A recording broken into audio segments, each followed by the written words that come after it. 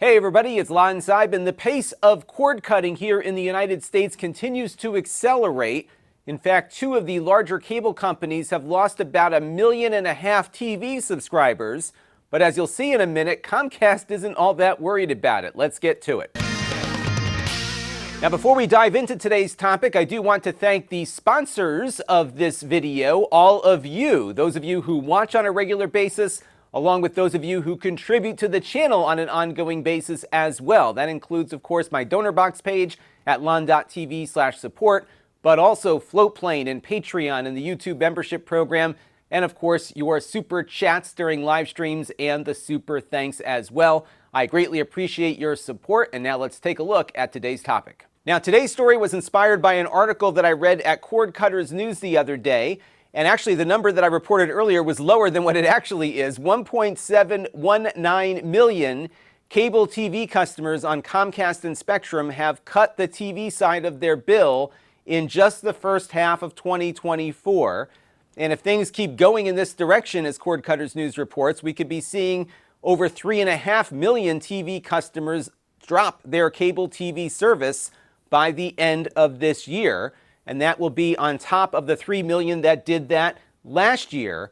But of note here, the internet business is not doing as poorly for Comcast and Spectrum. Only 298,000 customers have left the broadband side of the network. And if we assume that many of those people leaving broadband also had cable TV, it comes out to about 17.5% or so of those cutting TV service are also cutting the internet, which means that for the most part, people are staying with their cable provider and dropping just the TV side of their subscription. And I think the cable companies are more than happy with this because it costs them a lot more to maintain a TV customer than it does an internet customer. And that's, of course, because the cable company has to pay the broadcasters and all the cable networks on a per subscriber basis for carriage. Yet on the internet side, all of the content providers have to pay the cable company for network access for streaming. So internet works out much better for the cable companies, and I think they can't wait to get out of the TV business. And I think that's where things are going. And the reason why they're able to retain customers is because they are the king of bundling. Comcast, of course, has their mobile phone service where they make it very affordable to carry your mobile phone along with your internet and other services. They've got discounts when you bundle different products together. Comcast, of course, still has home phone service. They got the mobile service. They've got your internet.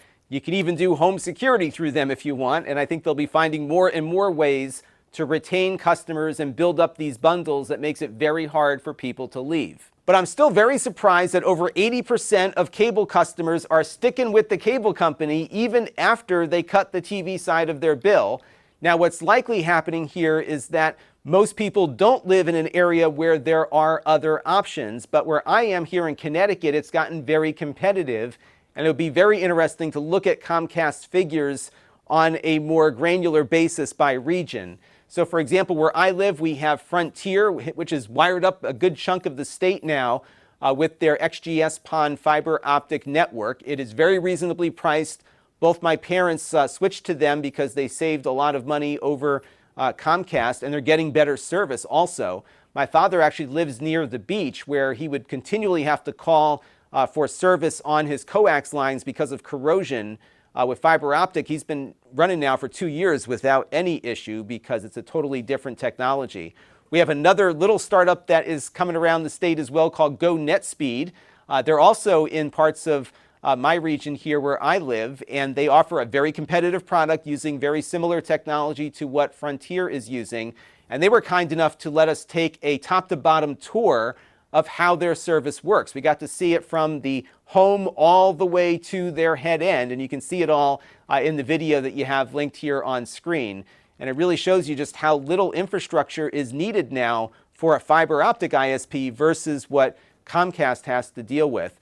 Another option is what they call fixed wireless, and this comes from Verizon and T-Mobile and others, and they sell you an in-home gateway that actually performs quite well. A buddy of mine just got this not too long ago. I did a video on his service a little while back as well, and he's very happy with it. He's getting about 300 megabits per second down.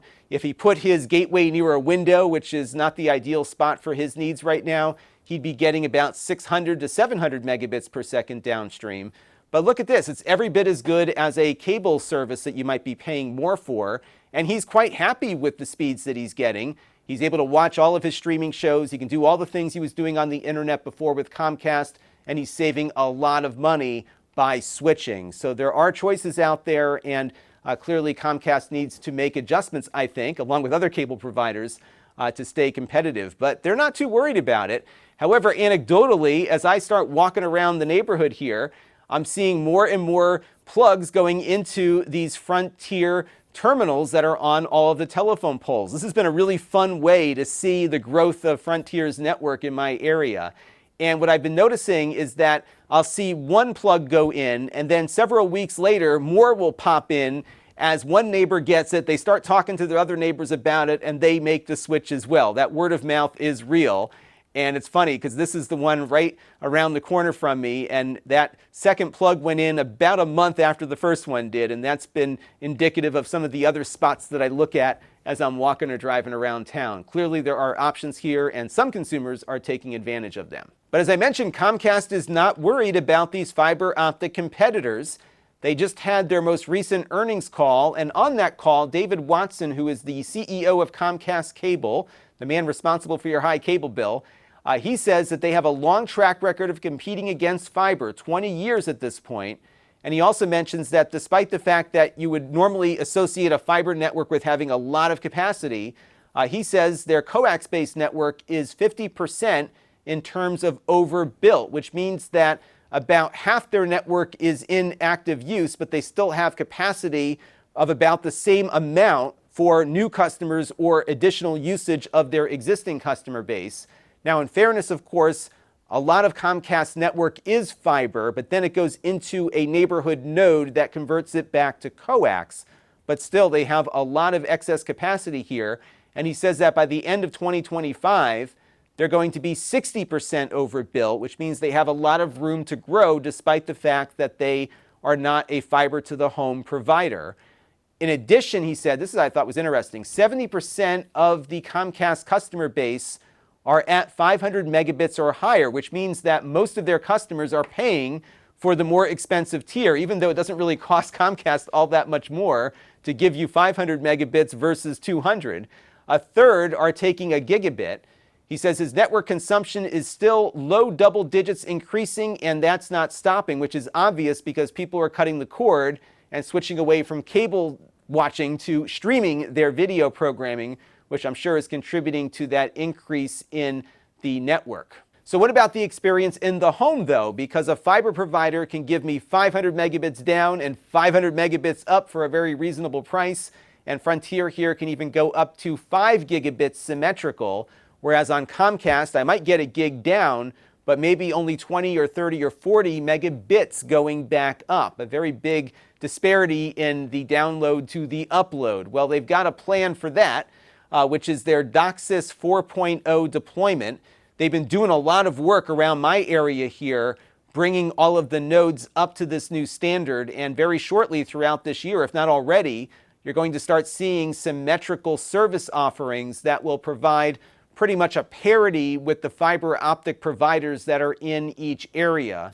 And I would predict over time, as the fiber optic providers keep upping their speeds, you might see Comcast slowly switching over to some kind of hybrid fiber network to be able to compete with that. As many of you know, I have 10 gigabit symmetrical from Comcast here at the house using what they used to call Gigabit Pro. And that service is something they offer if you happen to live in the right spot. And I suspect they're going to find ways to make the right spot more plentiful across their service areas to be more competitive with some of these fiber optic providers. The good news is that we as customers will win in the end here because we have choices. Those choices now have driven prices down in some areas like mine, and we're seeing the network performance go up. So we'll have to keep an eye on all of this cord cutting going on, but one thing's for certain, there are millions of people leaving their TV plans, and that's going to have a significant impact on some of the other topics that we talk about here on the channel, namely the TV side of things and how broadcast TV may or may not be able to survive as more people cut the cord and stop paying those retransmission fees. We'll have more on that later. Until next time, this is Lon.TV. Thanks for watching.